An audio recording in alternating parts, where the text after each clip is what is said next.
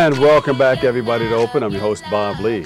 New York City History Day is a year-long education program that aids students in the process of discovery and interpretation of historical topics. Students participating in History Day can research topics and express themselves creatively through presentations of historical topics in various formats such as exhibits, multimedia documentaries, performances, websites, and research papers. And here to tell us more is our New York City History Day coordinator, Stephanie Duno. We welcome you to the show. Good Duno. morning, Dueña. Dueño. All right. That's right. Thank you so much. When did you start this? The program itself has been hosted by the museum for the past 21 years, but I am going on my third year coordinating the program, okay. so looking to make some improvements on something that we've been doing very successfully for several years. Yes. And it's right here in the Bronx. It takes place, we're actually a regional program, so we cover all 5 boroughs. We're the regional division of a nationwide competition called National History Day.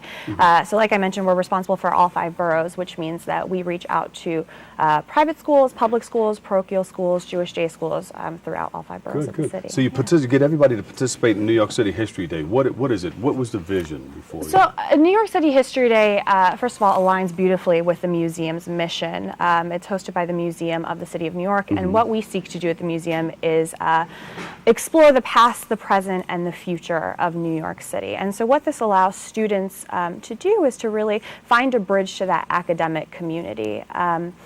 They research a topic. It's different every year. It's dictated by National History Day. This year's theme is Debate and Diplomacy in History, Successes, Failures, Consequences. I think it's an absolutely appropriate topic for the current climate. Yes. And so they choose a topic that relates to that theme, and they work for a year, whether it's in their schools or on an individual basis, to conduct really in-depth research projects. And then we all come together on a single day of competition. So that's sort of the beauty of the program, is that it's both a year-long program, a year-long exploration of a topic, but also at the same time, we bring all the students together to display their work. So there is a competition. There is a competition, and it's fantastic in that we reach out to city officials, to professors, to curators and other museums, and we call them our volunteer judges. And what they do is that in teams of about 3 judges, they meet with students and they have a conversation about the students' work.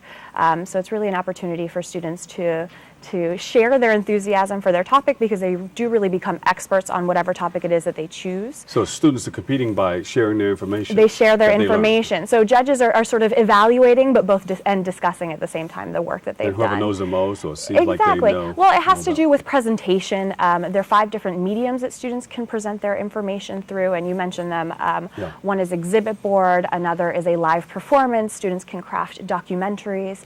They can create live websites, or they can even craft an exhibit board, which I like to call mini museum exhibitions. So. That's a lot of fun for students. It's a lot of fun, and it really does breed a sense of community between these scholars. You know, we have over 400 students that participate each year, so they come together on one day. They get to be amongst their peers, and they get to share their work. So it's learn just about really history, learn about your community with the tools that you love. Exactly, exactly. It's all about project-based learning. It's understanding the difference between a primary and a secondary source. It's just a really fantastic opportunity. So all of New York City, all the 5 boroughs can get involved? All of the 5 boroughs can get involved, and the fall for me really has to do with outreach. So I reach out to educators throughout all 5 boroughs. I attend fairs in different schools. I reach out to the borough president's office to really get educators excited and to get them involved. Good. Yeah. So when do we start? How does this, did it kick off already? It kicked off already. In fact, our registration deadline is this Friday. I know it's coming up soon. Whoa. So at that point, we'll know how many students are participating, hopefully a little bit more than we had last year. But then March 6th, which is a Sunday, that's when we'll have all the students come together to present their findings before our volunteer judges. Oh, great. So I'm very excited. Wow, the timeline is kind of short right now. Well, we begin in the fall, so it really is several months worth of work,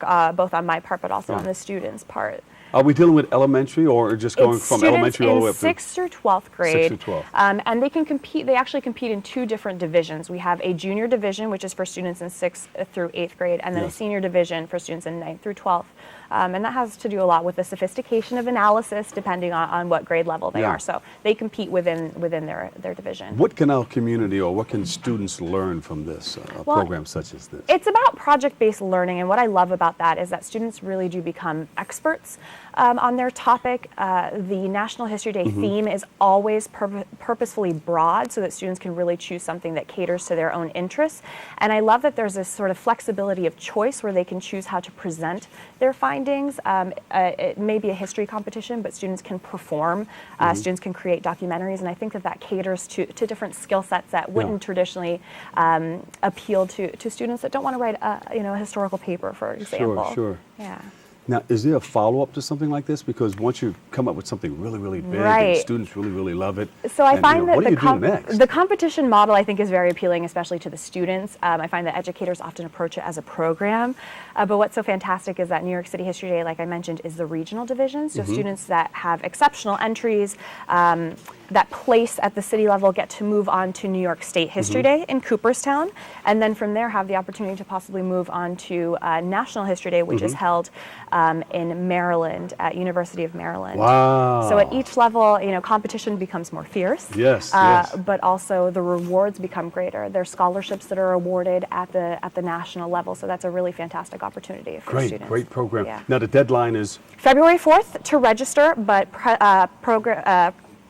projects are presented on March 6th. Okay, So they give us- have up until March 6th to Stephanie, do give us some information where we can reach you. that. You can check out the program on www.mcny.org/education, or you can email me at sdueno, that's spelled DUENO, at mcny.org, and I'm happy to answer any questions. Stephanie Dueno, thank you so much. New York City History Day, put together with the Museum of the City of New York. That's right. Yes, thank you so much. Thank And you come so back and much for share having more. me. Yeah, absolutely. Yes. I would love and to. call our BronxNet cameras over so we can Fantastic. I'd love to document have the you whole over. thing.